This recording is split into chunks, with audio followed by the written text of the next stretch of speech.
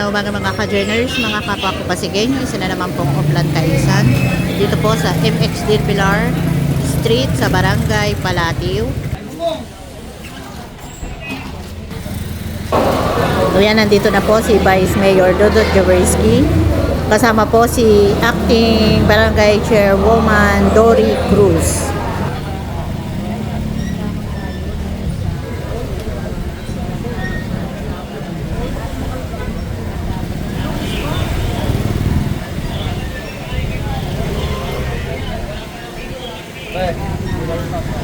Yes.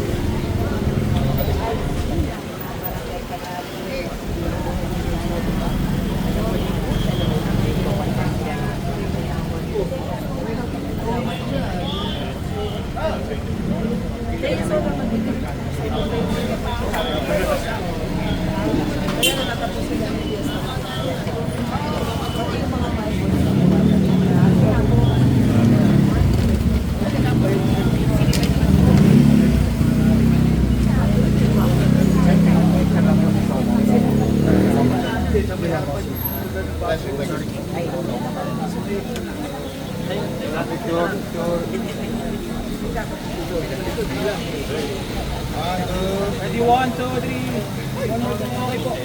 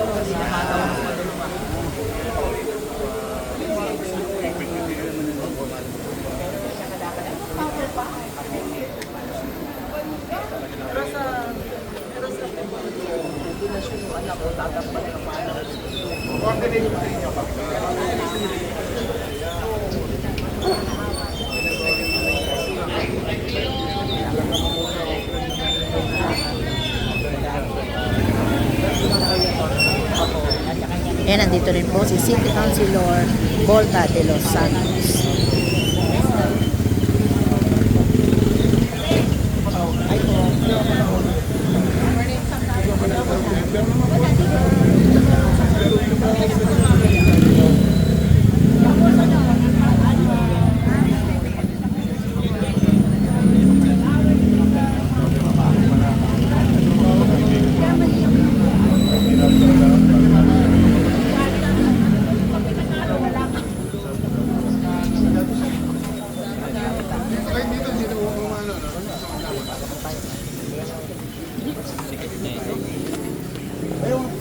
Yung pintura.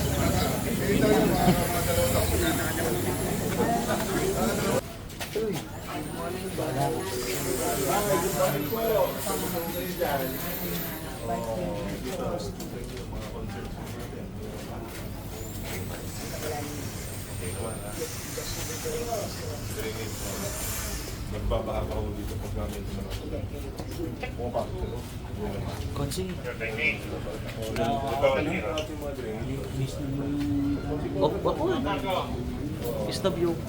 Ayan, personal na kinukumusta nila Vice Mayor Dodot Jaworski ang bawat residenteng Pasigueño. Tay! Morning! Kumusta kayo, Tay? Oo, morning nyo ha. Okay naman kayo dito? Okay naman po. Okay na kasi. Ibig naman doon. Wala naman pasaway. Talagang dahil kanina. Thank you ha. Ganun na.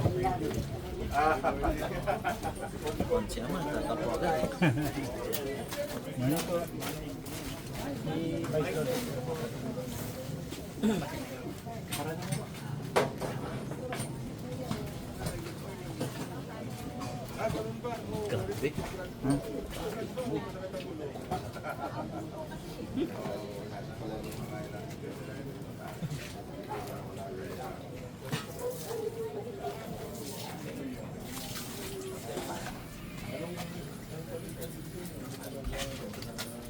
Problema po dito, Vice, yung gate talaga namin, yung exit gate namin doon kasi kahit tagunan gusto yung haba po yung looban namin. Pero naisalan muna natin. Hindi pa Dati nung paggawa ko ng 2018, kasi po ang usapan po doon,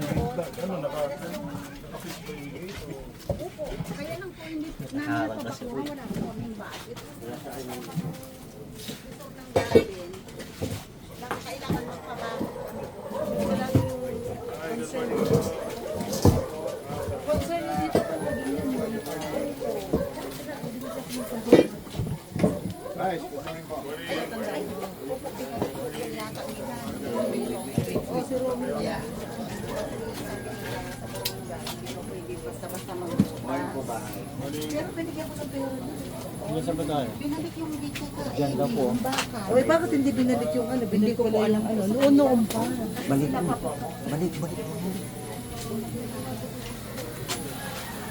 pa yun? Bato pa ng ba?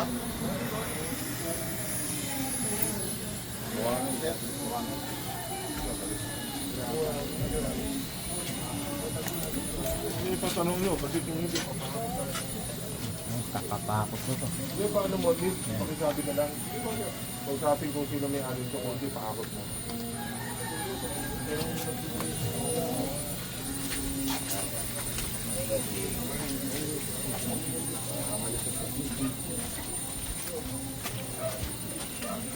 Hi, good morning.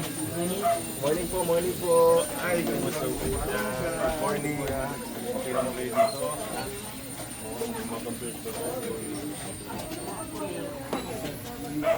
Morning.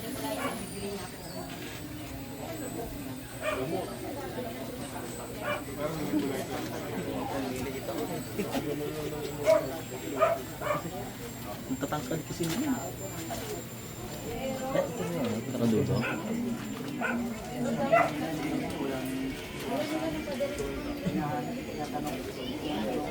Okay.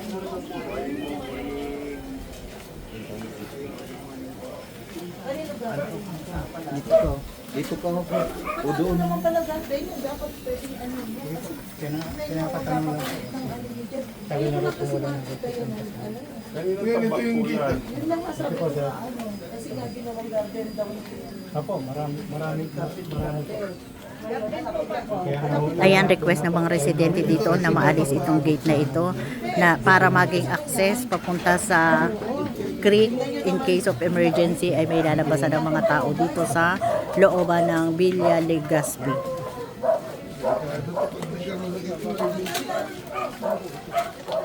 Hindi natin pa sa pabutan nito. Baka wala na ito. Garden ba yan? Ay, kasi yung dati, urban garden. Baka mature. Mature na din.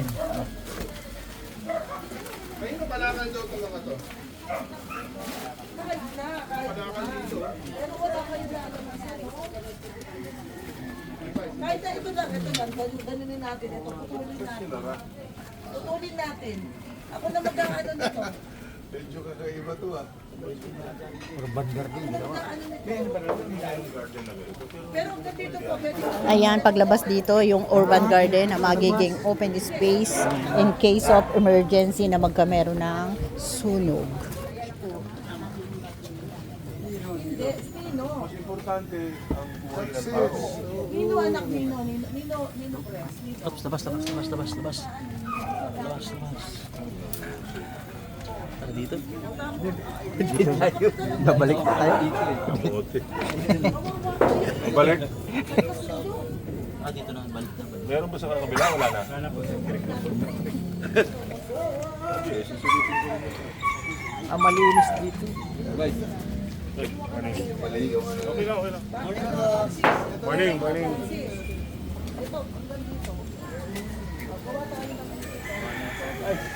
Gusto kayo? Okay lang po. Delivery? Apo. Alright, ingat kayo. Kulit din talaga mga diskarte. Daanan naman. Ito, kahit kalahati lang. Hanggang dito.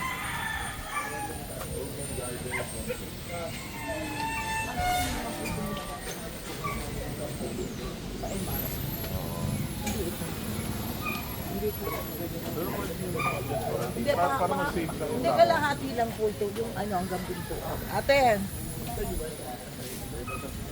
Ate, ganito na lang. Sinong ano dito? Kayo nag-ano dito? Ito kasi yung ano namin. Hindi ko lang nakita to. Kasi kawawa yung mga ano dito. Kakausapin dito. Wala si Biso. Seminar. Kahit yung kalahati lang yung papasukan lang. Kasi magkasunod dito, kawawa mga tao. Kaya, Kaya yung sinabi sa akin gano'n, nagpaalam daw. Hindi, under yung ano to, na city yan di ba? Under yung city yan, city pa kayo? Opo. Pero syempre, nag-uusap pa rin yan. Malakapitan. Siyempre, yung kapitan. Hindi, pero ba't binarang yung daanan ng tao? Alam mo, Yung hindi pa po ginagawa ng dito. Tapos, di sabi ng dito namin, bigyan ang tao daw po. Hindi, hindi ang punong tao, gano'n lang. Kaya, Pag po nagkaroon ng kasi pinapasukan. yung gate ninyo, di ba? May gate. Isinara nyo lang yun. Hindi, alam mo, ito na po yung gate namin. Kung sakaling maano ang pwede, masasarado, may gate po. Apo, meron na dyan nakaabang. Ito po nakabang. Hintay na lang po namin na. Ang sinasabi, pag nagkasurog, papaano? Pwede naman putulin to eh. Magpuputulin naman ito.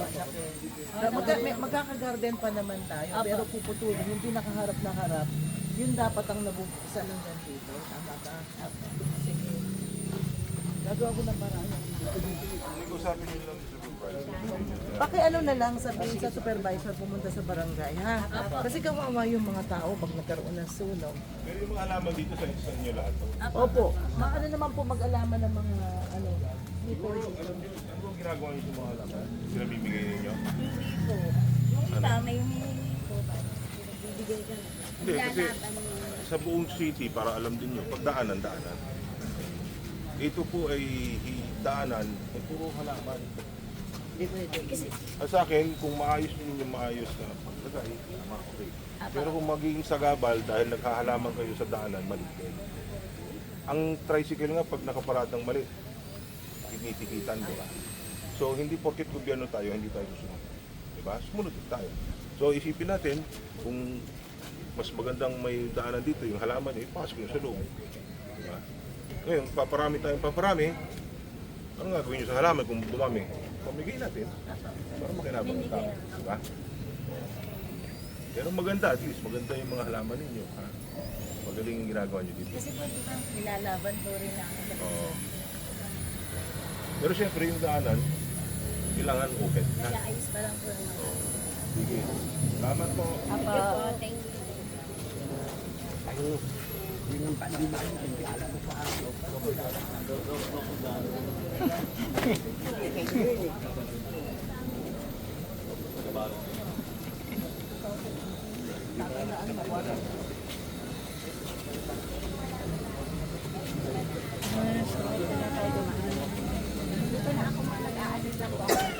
Apo, presa, ano natin yun?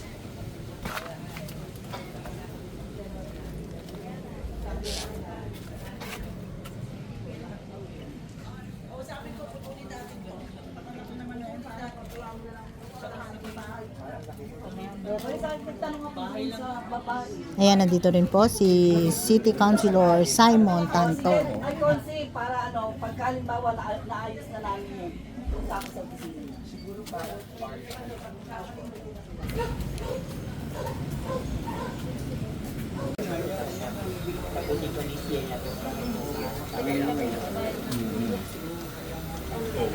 nagbabayad ng milyar mo? Until now? Pero kailangan din naman yung parang makuha.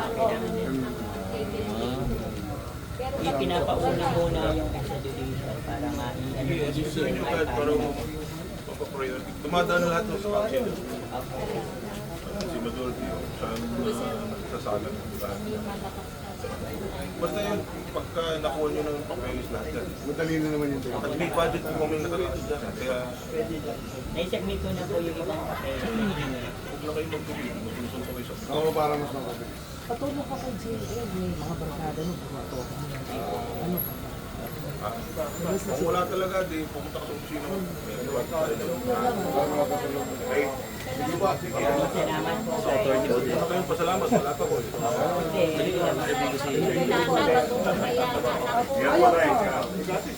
Pwede ba niya?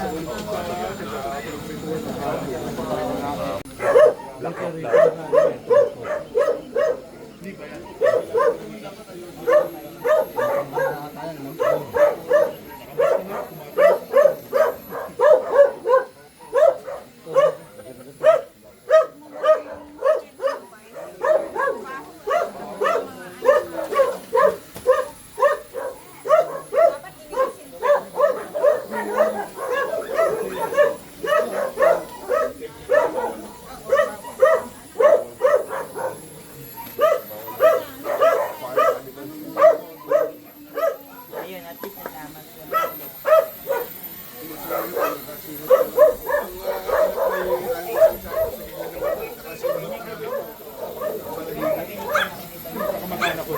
Kakapatid, natutuwa nga ako, laki ng lupa nila eh.